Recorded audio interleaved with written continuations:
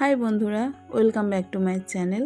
তো আমার ইচ্ছে খুশি চ্যানেলে তোমাদের অনেক অনেক স্বাগত আর অনেক ভালোবাসা। তো আজকে দেখছো বাইরে বেরিয়ে পড়েছি। আজকে একটু যাচ্ছি আমরা মেলা। আমাদের এখানে প্রায় অনেক দিন ধরে মেলাটা বসেছে, তো সেরকমভাবে যাওয়া হচ্ছে না। তো আজকে যেহেতু দিনটা বেশ ঠান্ডা, আর আজকে কিন্তু আমি পরেছি শাড়ি। তো পুরোটা যেহেতু ভিডিও নেই, পরে দেখতে পাবে। তো যাই হোক, শাড়িটা সেভাবে পরা হয় না, কিন্তু আমি শাড়ি পরতে ভীষণ ভালোবাসি। সুযোগ পেলেই আমি শাড়ি পরে নিই। তো আজকে সুযোগটা বেশ অনেকটাই ছিল হাতের সময়, তো ভাবলাম শাড়ি পরি। তারপর কিন্তু ওয়েদারটাও খুব সুন্দর। তো দেখো, এদিকে আমি কিন্তু মেলায় ঢুকে পড়েছি। মেলাতে দেখতে পাচ্ছ কত জিনিস। মেলায় এলে কিন্তু আমার এসব জিনিসগুলো বেশ সুন্দর লাগে। আগে একটা সময় ছিল পুতুল ছাড়া কিছুই কিনতে চাইতাম না।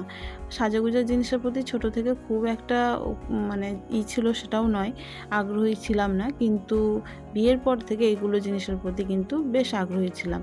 তারপরে কিন্তু এখন কিন্তু সেটাও চেঞ্জ হয়ে গেছে। এখন আমার এসব জিনিসের প্রতিও কোনো আগ্রহ নেই। ওই পুজো পাল এলেই হয়তো কেনাকাটা করি, কিন্তু বিশেষ সেভাবে কিন্তু কিছু কেনাকাটা করি না। তো তবুও কিন্তু মালাগুলো দেখতে কিন্তু বেশ সুন্দর লাগছে। তো এগুলো আমিও দেখছি, তোমাদেরকেও দেখাচ্ছি। তোমরা যদি আমার ভিডিওটা কাছের কেউ দেখে থাকো, আশেপাশে কেউ, যেমন ধরো অরঙ্গাবাদ বা কিছু সামথিং ধুলিয়ান, ফারাক্কা, তো তারা কিন্তু আসতেই পারো আমাদের এই মেলাতে, কারণ খুব কাছে রঘুনাথগঞ্জে এই মেলাটা। তো এদিকে দেখো, ছেলে বলছে মা আমি বন্দুক দিয়ে এগুলো ফোটাবো।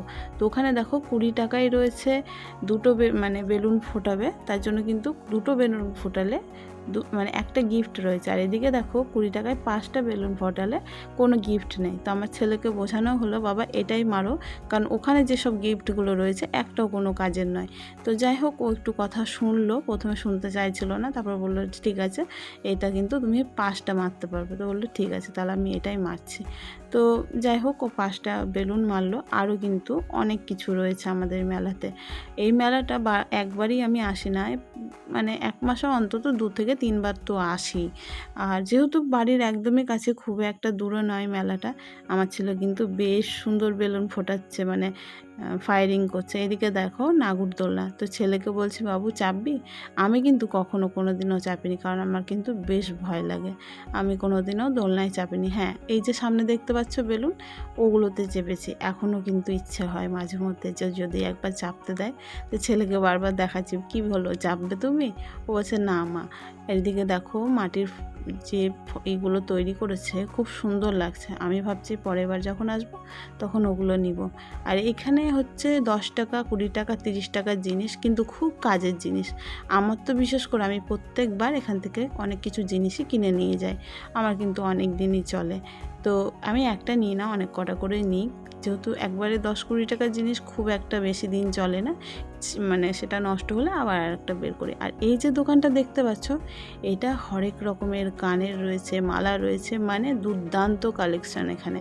আমি এখানে এলে তো চোখ ফেরাতেই পারি না। আর এই দোকানটা আজ থেকে নয়, খুব ছোট্ট থেকে দেখছি এই জায়গাটাতেই বসে। মেলাতে ঢুকলে আমি এই দোকানে কিনি আর না কিনি, আমি অন্তত একবার ঢুকবই। তো দেখতে পাচ্ছ তোমরা এত সুন্দর সুন্দর কালেকশান, সত্যি অপূর্ব কালেকশান। তার সঙ্গে ক্লিপগুলো দেখো দুর্দান্ত, চোখ ধারালো, মানে চোখ ধরার মতো আর কি। তো এদিকে দেখো ওগুলো দেখার পরে চলে এসেছি একটু মশলা মুড়ি খেতে। অনেক দিন মশলা মুড়ি খাওয়া হয়নি, ভাবলাম চলো আজকে একটু মশলা মুড়ি খাই। মশলা মুড়ি খেয়ে মেলায় এসে জিলেপি নিব না তা কখনো হয়? তারপরে নিয়ে ফেললাম জিলেপি। আর জিলেপি কিন্তু আমি খুব ভালোবাসি, বিশেষ করে জিলেপি ভালোবাসি বাসিটা, মানে টাটকা টাটকা জিলেপি আমার একদম ভালো লাগে না। পরের দিন যে বাসি জিলেপিটা থাকে ওটা কিন্তু আমার খুব ভালো লাগে। এবার দেখো বাড়ির পথে রওনা দিয়েছি। আর কিনেছিলাম মশলা মুড়ি, সেটা খেতে খেতে দুজনে গল্প করতে করতে বাড়ি ফিরছি। আর তোমাদের ভিডিওটা কেমন লাগলো কমেন্ট করে জানাবে কিন্তু ভুলবে না। টাটা, শুভরাত্রি।